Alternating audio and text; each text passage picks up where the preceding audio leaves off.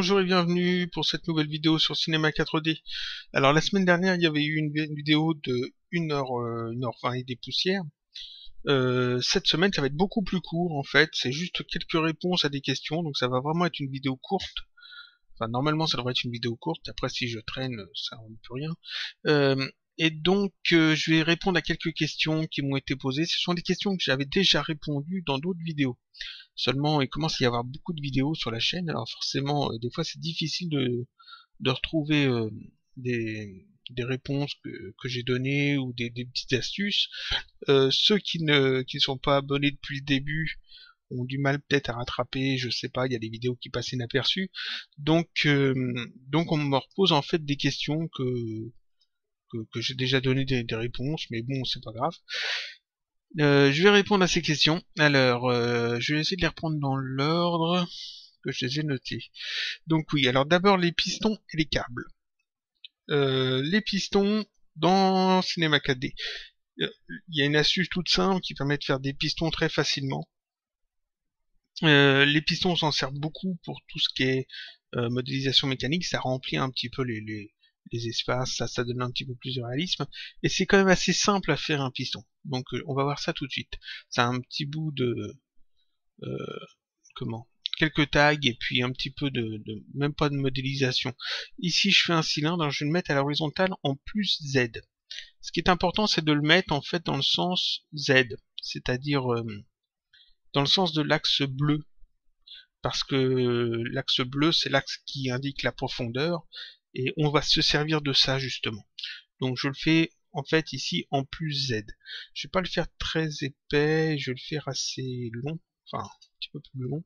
Voilà, 300. Je vais peut-être aussi mettre une texture dessus. On va mettre une texture bleue, alors sans spécularité pour que ça soit bien visible.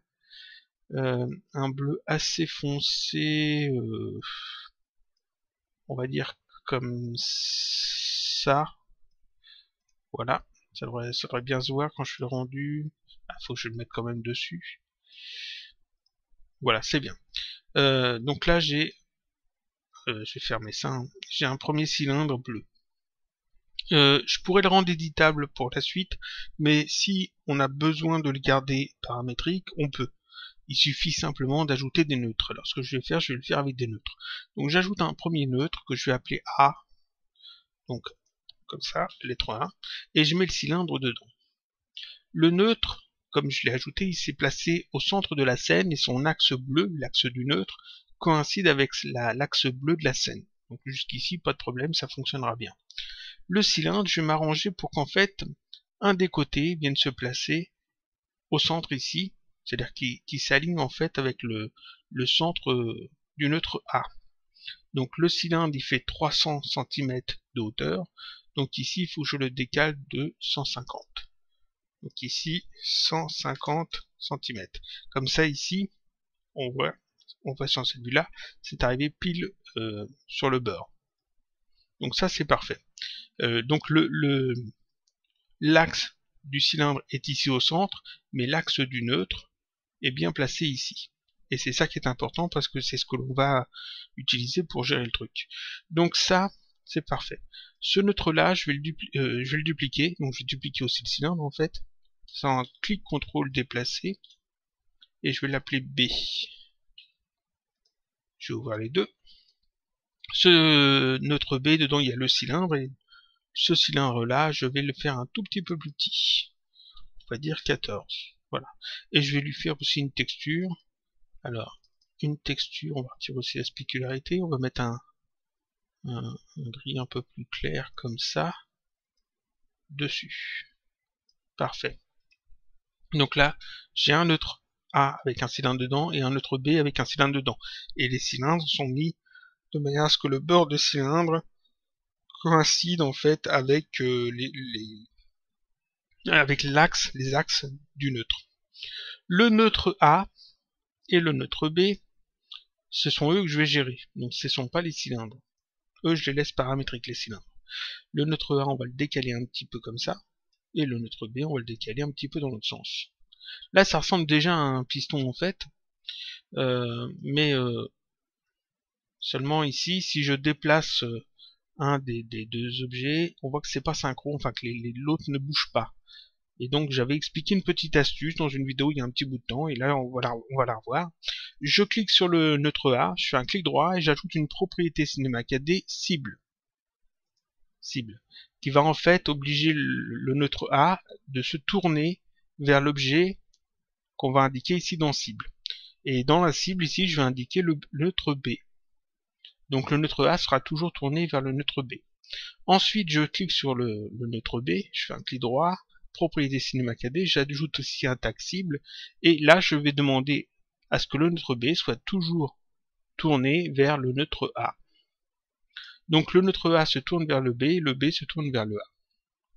Tout simplement. Maintenant je vais déplacer un petit peu ça comme ça.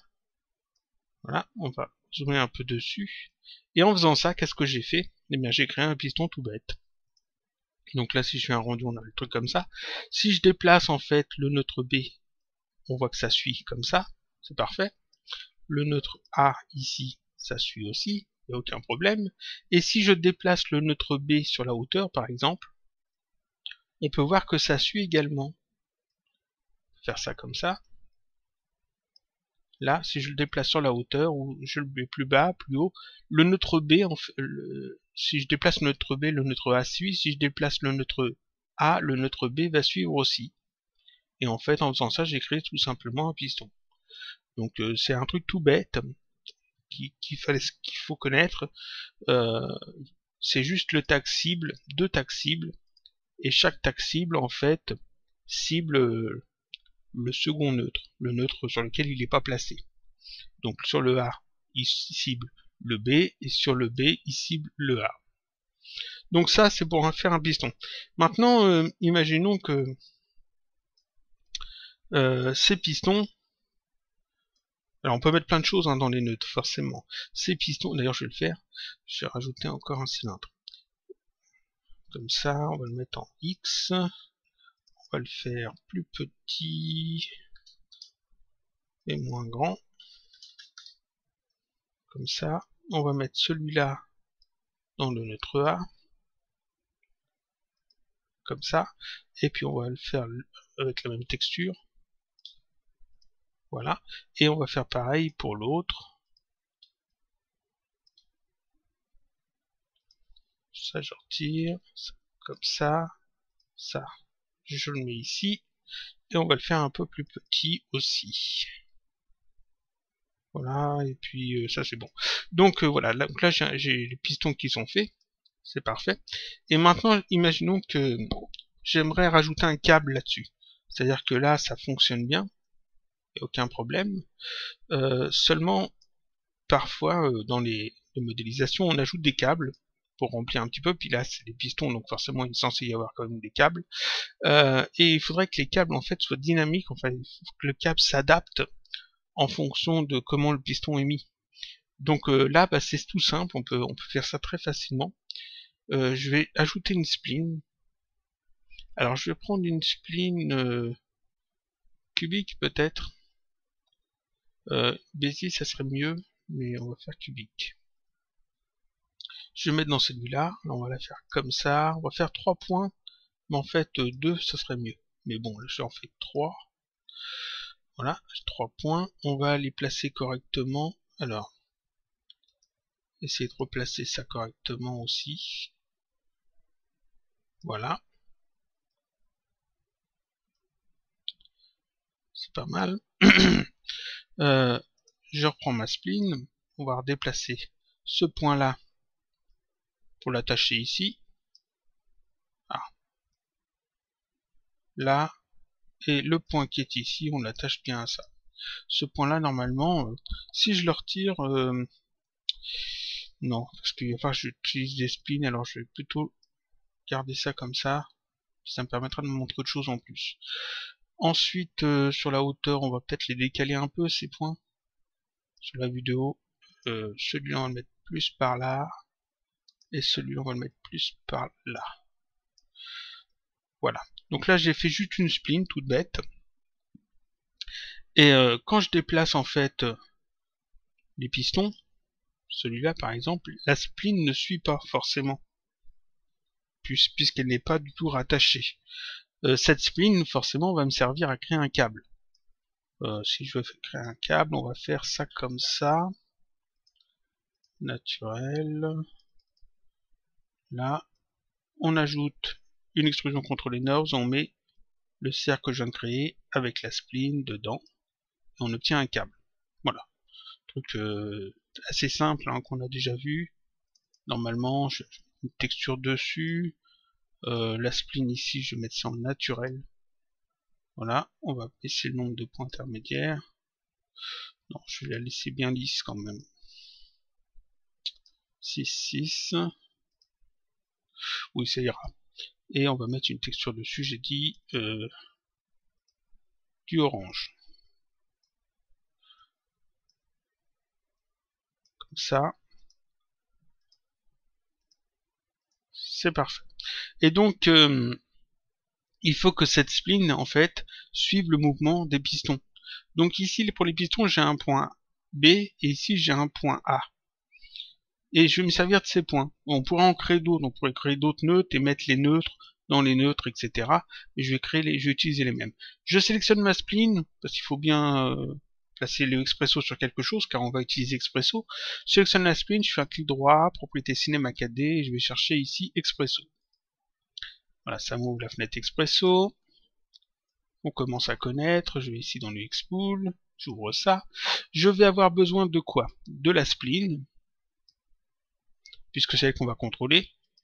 Et je vais contrôler les points de la spline. Et je vais les contrôler en fonction de ces neutres. Donc je vais ajouter les deux neutres.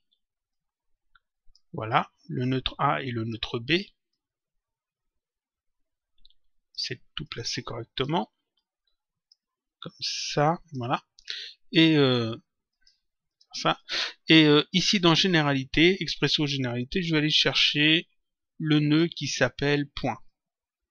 Il est ici, point. J'en ai ajouté 1 et 2. Parce qu'en fait, il y a 2 points à gérer. En fait, il y en a un troisième, puisque j'en ai mis un troisième, mais ça, c'est un petit en plus. Chaque point, faut que j'indique, chaque nœud point, il faut que j'indique à quel objet on doit récupérer un point. C'est les objets de les points de la spline. Donc ici, objet, je le relie sur le port objet de la spline. Et là, je fais pareil. Voilà, donc ici, Cinema 4D sait qu'il y a une spline dans la scène et que 2 points de la spline vont être gérés avec ces nœuds. Quels points vont être gérés? Alors quand on clique sur spline et puis qu'on va ici dans l'onglet structure, si vous n'avez pas l'onglet structure, hein, vous l'avez ici dans fenêtre, gestionnaire de structure. Ça affiche la même chose. On voit qu'il y a en fait 3 points. Il y a le point indice du point 0 avec ses coordonnées là, c'est ce point-là. On a le point numéro 1, l'indice du point 1 qui est celui-ci au centre, et on a l'indice du point numéro 2 qui est ici tout au bout, avec à chaque fois les coordonnées. Donc moi il faut que je gère le point 0 et le point 2. Donc celui qui est ici et celui qui est ici. Celui qui est là doit être attaché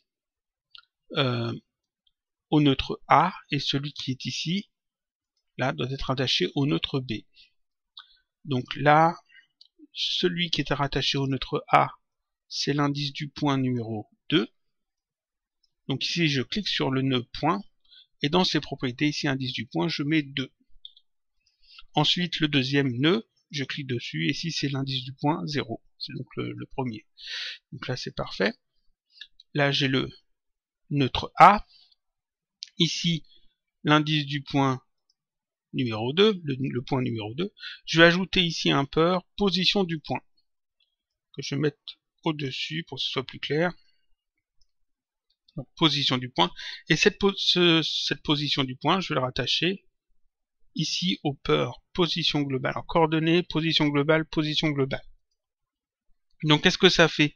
En fait, Expresso, c'est que la spline ici, on va gérer 2 points avec, et le point dont l'indice est le numéro 2 va se positionner au même endroit que le neutre A.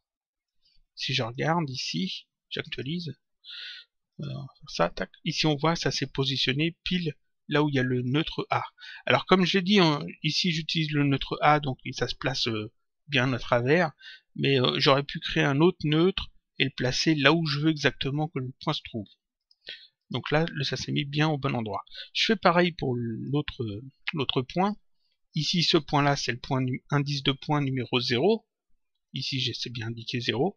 Il faut qu'il soit rattaché à la position. Alors, on va faire ça comme ça. À la position globale du nœud B.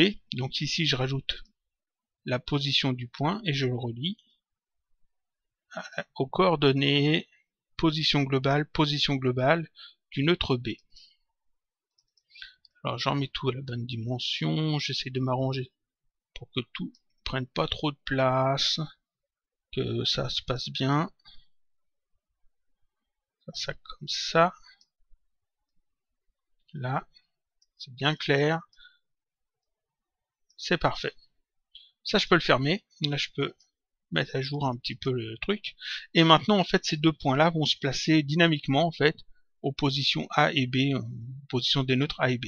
Donc, si je déplace ici le neutre B, on voit que la spline suit, en fait. Et là, j'ai un point supplémentaire que je pourrais tout à fait rattacher à un autre élément. Par exemple, je pourrais tout à fait rajouter un neutre que je vais appeler... c'est un truc de contrôle. Alors, je vais l'appeler ajustement. Voilà, ce qui me permettra en fait d'ajuster la courbure. Je vais le placer là. Je vais lui donner un look assez facile à reconnaître, une sphère. Comme ça, on va lui mettre une jolie couleur. Alors, on va aller dans les couleurs comme ça. Voilà, on va le faire assez grand. 20, c'est parfait. Voilà. Et donc, ce neutre ajustement, je vais l'ajouter en fait dans l'Expresso. Alors, je l'ajoute dans l'Expresso.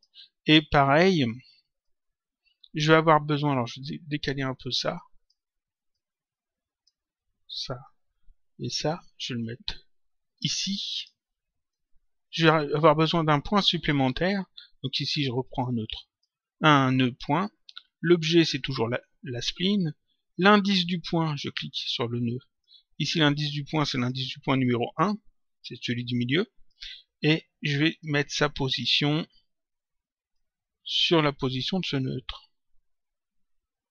Alors ça, on pourrait s'en passer hein, de faire ça, de rajouter en fait un élément comme ça. J'aime bien le faire parce que ça permet d'ajouter un truc de contrôle en plus. Donc voilà. Et donc là, en fait, en bougeant ce neutre, je bouge en fait la courbure de la spline. Donc je peux en fait ici gérer ça. Voilà. Je peux gérer ce truc-là. Comme ça, comme ça, comme ça. Et en plus, je peux gérer ça qui va me permettre d'ajuster en fait la courbure du truc. Si je veux que ça passe d'un côté ou de l'autre. Là, on peut très bien le faire passer comme ça ou comme ça. Ça permet de gérer un petit peu plus le truc. On pourrait le faire avec plus de points encore. Ou alors utiliser seulement 2 points, puis prendre en fait comme spline, une courbe de Bézier, avec les petites les tangentes qui permettent en fait d'avoir des arrondis ici et ici. Donc avoir une courbe toujours assez belle. Après, c'est une question de goût. Donc ça, c'était pour répondre à la première question sur les pistons et les câbles qui relient les pistons. C'était une question qui était posée sur le forum Graph4Graph. Je fais un petit peu de pub pour ce forum-là parce que j'aime bien. Je suis dessus en plus, donc si vous avez des questions à me poser, il y a une section justement questions techniques sur le forum. J'ai essayé d'ouvrir le forum, si mon logiciel de capture peut bien me laisser la main. Voilà. Alors, un petit instant. Voilà. Ah. Toujours un truc qui marche pas quand on a besoin. Si ça va bien.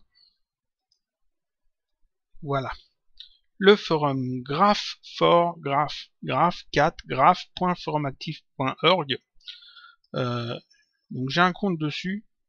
Vous pouvez m'y retrouver en tant que Kamigeek. Et vous voyez, il y a un endroit où c'est questions techniques. Vous pouvez poser des questions. Étant donné que j'y suis, que je vérifie de temps en temps, et puis que d'autres personnes viennent aussi, vous pouvez poser vos questions, et si moi j'y réponds pas, quelqu'un d'autre y répondra de toute façon. C'est un forum où il y a beaucoup de débutants, hein, donc il n'y a pas à être intimidé par le travail de ceux qui y sont, comme sur les forums French Cinema KD, où les débutants généralement ont un peu de mal à présenter leur truc parce que c'est pas le même niveau. Ici, Graph for Graph, c'est vraiment d'abord des débutants et puis qui s'entraident, etc. Donc c'est vraiment un très bon forum pour débuter. Et sur Cinéma KD. Donc ça, c'était la première question. Ensuite, je vais faire une nouvelle scène. Tac. Deuxième question. Alors oui, il y a un nœud dans Cinéma 4D qui est un peu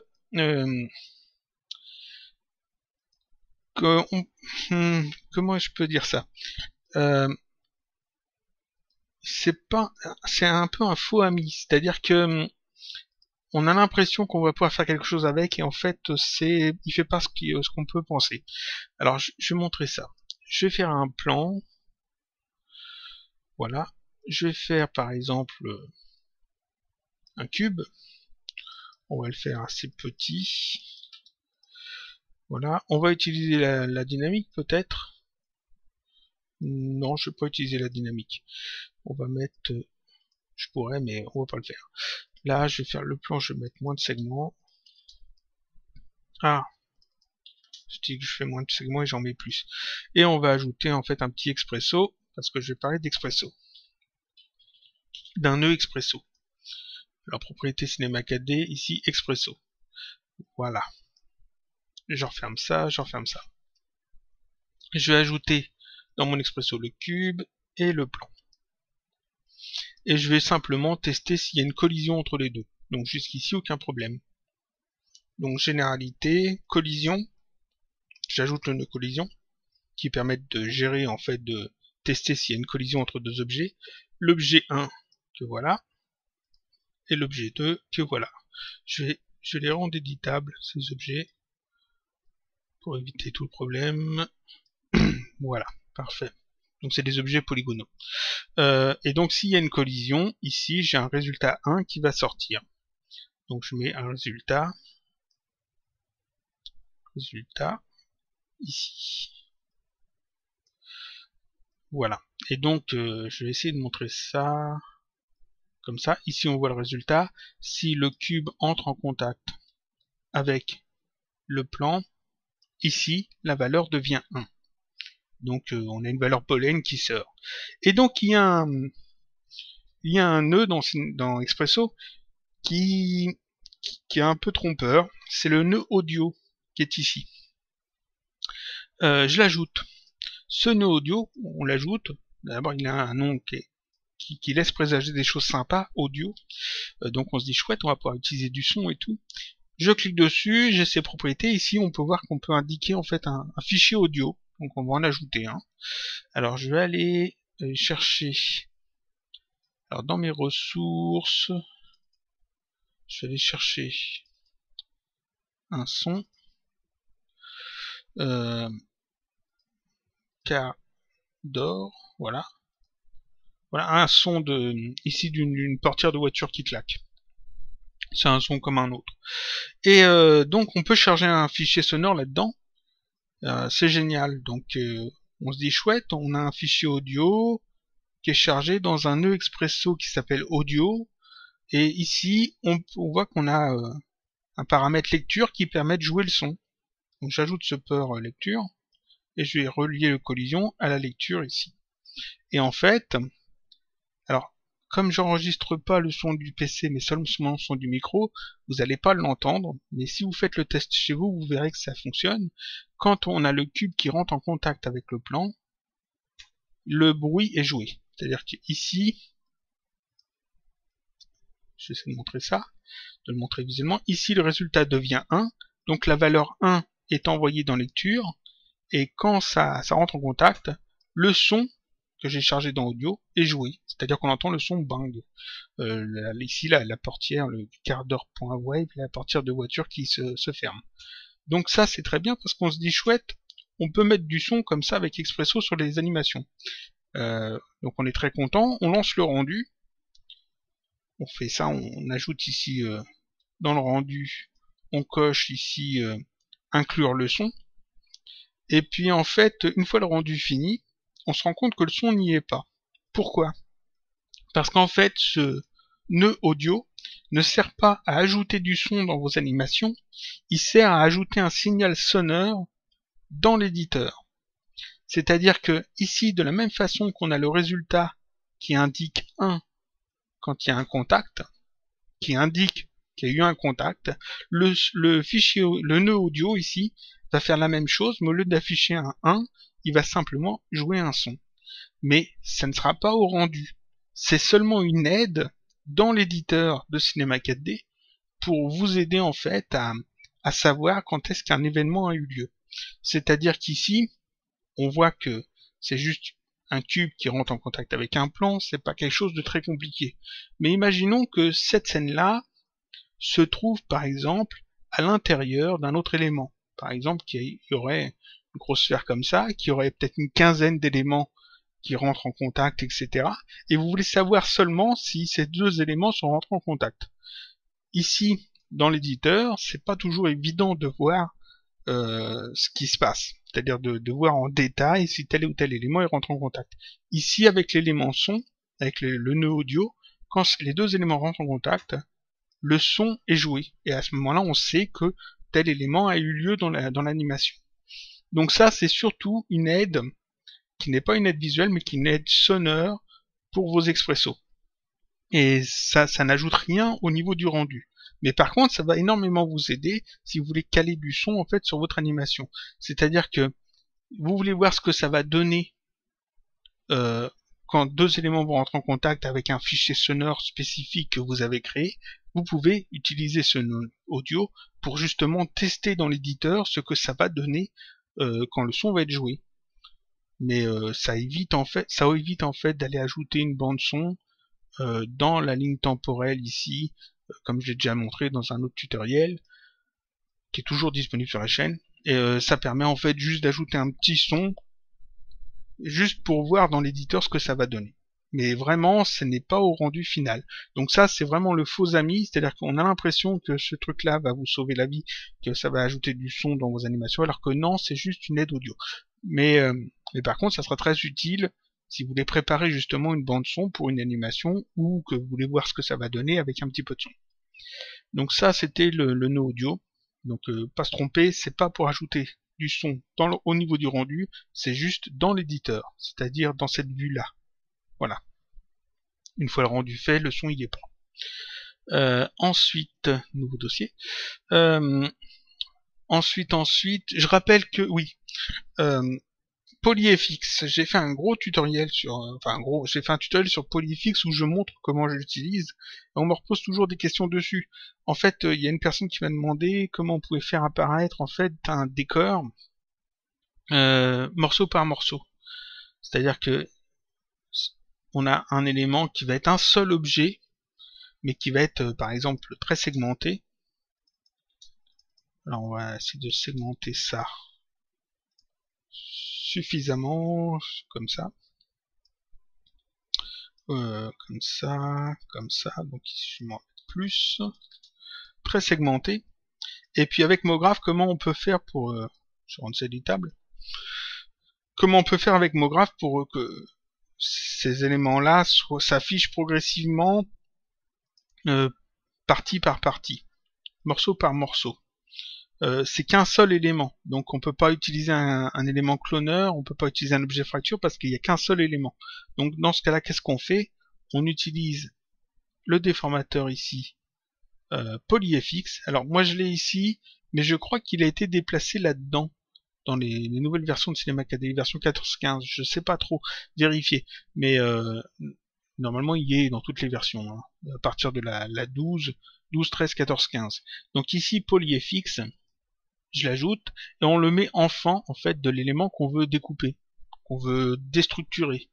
Et en fait, ce que cet élément va faire, c'est qu'il va en fait désolidariser chaque polygone du maillage, tous les petits carrés qu'on a ici, il va en fait les permettre de les manipuler séparément. Donc une fois que ça s'est ajouté, je sélectionne le polyfx et ici on peut voir qu'on peut ajouter des effecteurs. Donc je peux tout à fait ajouter un effecteur simple. Voilà. En cet effecteur simple, alors on voit que ça a bougé. On le met en atténuation linéaire. Voilà, on va le faire tourner. Comme ça, de 90 degrés. Et puis, comme on veut faire apparaître, disparaître et non pas déplacer les éléments, ici, dans paramètres, je vais décocher ça. Alors, je vais mettre 0 ici, je décoche. Et à échelle, je vais mettre -1. Échelle uniforme, -1. Ça, c'est des choses que j'ai déjà montrées, hein. Voilà. Et ici, en fait, en déplaçant maintenant l'effecteur, voilà, je peux faire apparaître ou disparaître les éléments. Et puis jouer forcément, comme toujours, avec l'atténuation ici, avec la taille de l'effecteur. Voilà. Placer comme ça. On pourrait aussi changer sa forme à cet effecteur, si on voulait une forme plus sphérique par exemple, ou une forme de boîte, etc. Je vais reprendre linéaire. Et donc ici j'ai qu'un seul élément, donc le cube, ce n'est pas plusieurs petits cubes, c'est qu'un seul cube, mais comme il est segmenté en plein de petits polygones et que polyfx permet de gérer les polygones, les effecteurs qu'on ajoute sur le polyfx permettent justement d'ajouter des effets sur les polygones. Donc la personne me demandait en fait comment on pouvait faire apparaître, disparaître un décor progressivement alors que le décor est en un seul bloc. Bon bah voilà une solution. On ajoute en fait un polyfx sur le décor et sur le polyfx on ajoute un effecteur simple, par exemple un simple ou un autre, et en déplaçant en fait l'effecteur, en jouant un petit peu avec ses paramètres, on peut créer des effets assez simples. Alors ici, j'ai juste l'effecteur simple, mais je peux en ajouter plusieurs. Par exemple, on pourrait ajouter un randomisation en plus, aussi en mode linéaire. Je vais le mettre de la même façon que j'ai mis le simple. Voilà. On va peut-être le booster un peu, le linéaire, le randomisation. Voilà. Et puis, changer comme ça. Le simple, on va changer comme ça aussi. Voilà, et puis là, maintenant, simplement en bougeant le simple, j'arrive à avoir des effets plus ou moins sympas. Donc voilà, ça c'est un truc tout simple. Et ici, j'ai dit, le cube est toujours en un seul morceau. C'est-à-dire si je désactive le polyfx, on voit que c'est toujours un simple élément. C'est vraiment le travail sur le polygone, mais en tant que déformateur et effecteur. Donc ça, c'était pour répondre sur une autre question. Ensuite, ah oui, j'ai fait un tutoriel sur le filigrane il y a pas longtemps, et il y a une chose que j'avais oublié de dire, parce que j'oublie ce genre de choses. Ici, filigrane, je l'ajoute. J'avais parlé ici des mots-clés qu'on pouvait ajouter. J'en ai donné plusieurs sur le blog. Généralement, on les tape. Mais il y en a aussi dans l'aide de Cinéma 4D. Si vous cliquez ici sur texte, vous faites CTRL F1, vous aurez la liste. Mais chose que j'avais oublié de dire, c'est que ici il y a une petite icône. J'oublie tout le temps cette petite icône. On clique dessus et ici on a tous les mots-clés justement. C'est-à-dire que ici je peux tout à fait faire ça, je fais espace. Et ici on peut ajouter par exemple le moteur de rendu, ça ajoute le $ machin truc qui correspond à ce mot-clé là qui va afficher le nom du moteur de rendu. Cette petite icône, on l'a ici pour ça, mais j'oublie souvent de le dire, dans les textures, vous avez aussi la même chose pour les bruits. C'est-à-dire qu'ici, si je veux ajouter un bruit, je fais bruit, et ici on va sur bruit, et là on a la même petite icône. Alors ici on a tous les bruits, et ici on a la petite icône, pareil, on clique dessus et ça affiche en fait tous les bruits qui sont disponibles avec une petite image, ce qui est beaucoup plus pratique. Mais ça c'est des petites icônes qui sont vraiment très discrètes sur le côté, et on les oublie très vite. Voilà. Ça je peux fermer. Qu'est-ce que j'avais d'autre à dire? Oui, on m'a aussi demandé comment on pouvait synchroniser en fait sur une spline et une extrusion NURBS et un élément aligné sur la spline. Alors j'ai montré en fait le lien qui expliquait ça, mais sur le blog de base 80, c'était expliqué, mais bon, je vais peut-être le remontrer. On va créer une spline. Alors je vais prendre une spline de type Bézier. Je vais me mettre sur la vidéo. On va créer une spline comme ça. Voilà, comme ça, comme ça, comme ça, et puis ici, et on va demander à fermer la spline. Voilà. Et là, le point qui est ici, je devrais aussi, normalement, l'arrondir. Pour que ce soit bien fait. Ah, j'ai créé deux splines. Le point qui est ici, j'ai dit que je voulais l'arrondir. Voilà, parfait. Donc là, j'ai une spline qui est créée. Je vais ajouter un cercle pas très grand, naturel, extrusion contrôlée, je mets ça dedans. Voilà, donc j'ai une extrusion contrôlée qui suit la spline. Dans l'extrusion contrôlée ici, on a croissance fin qui indique en fait, alors je vais retirer par contre, comment je vais faire? Je vais diminuer ça. Voilà, ça fait moins, c'est parfait. Même encore un peu.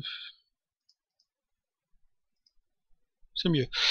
Donc ici, dans l'extrusion contrôlée, ici on a croissance fin et croissance début qui permet en fait de gérer la façon dont l'extrusion NURBS se fait.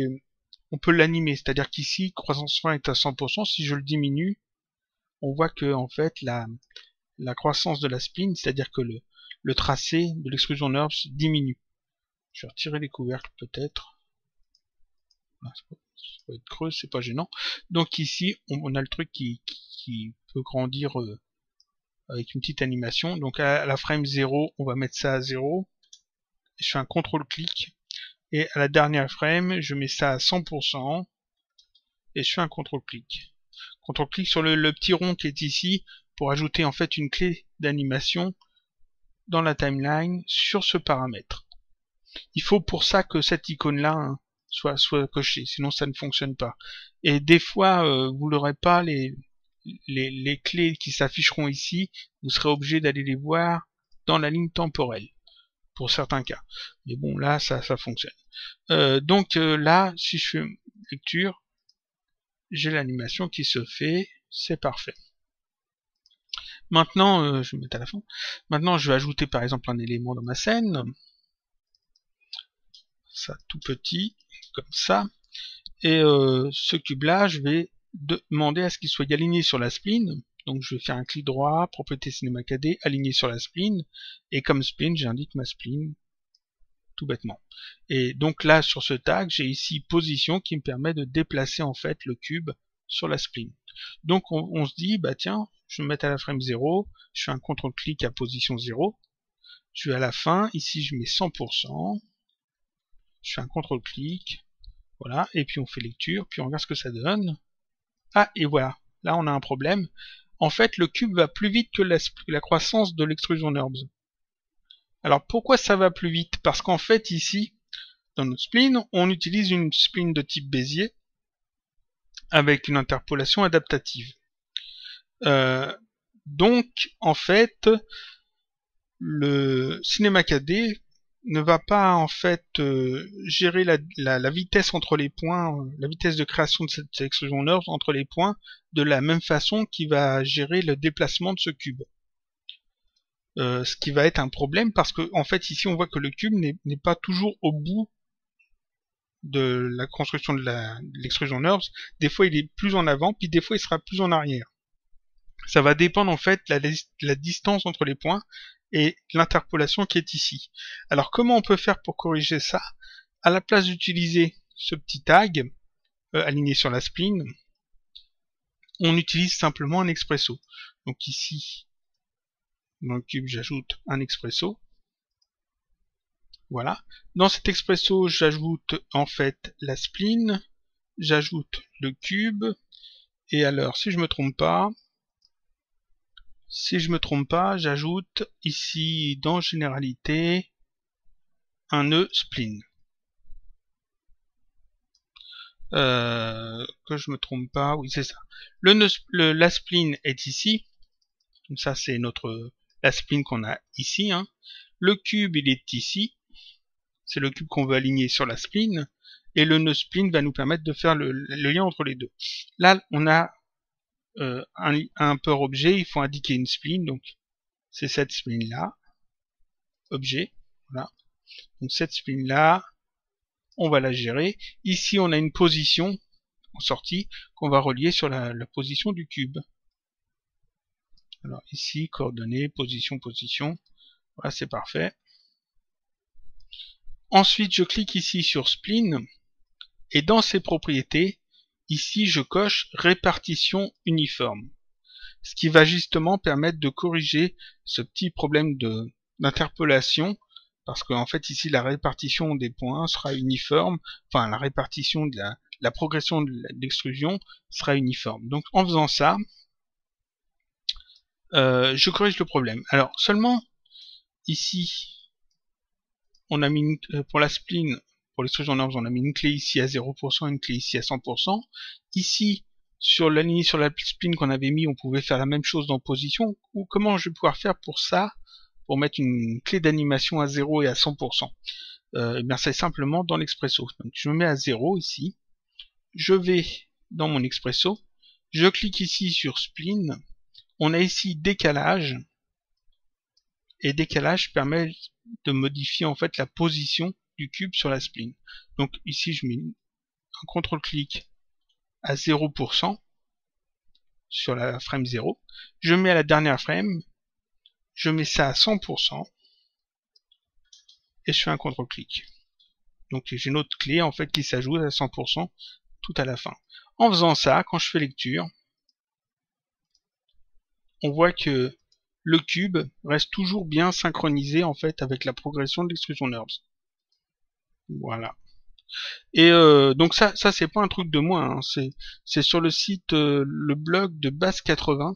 Alors je vais essayer de vous retrouver le lien. Voilà le lien.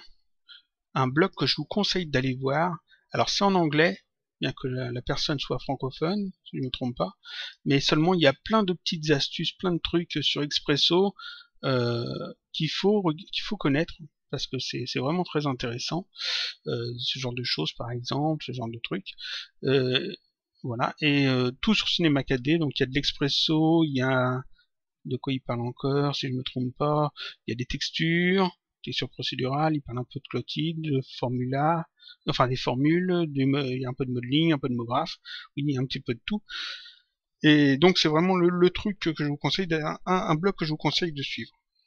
Et en plus il y a plein d'orange. Moi j'aime bien l'orange, c'est parfait. Voilà, donc ça c'était la dernière question, il me semble. Je vérifie. Oui.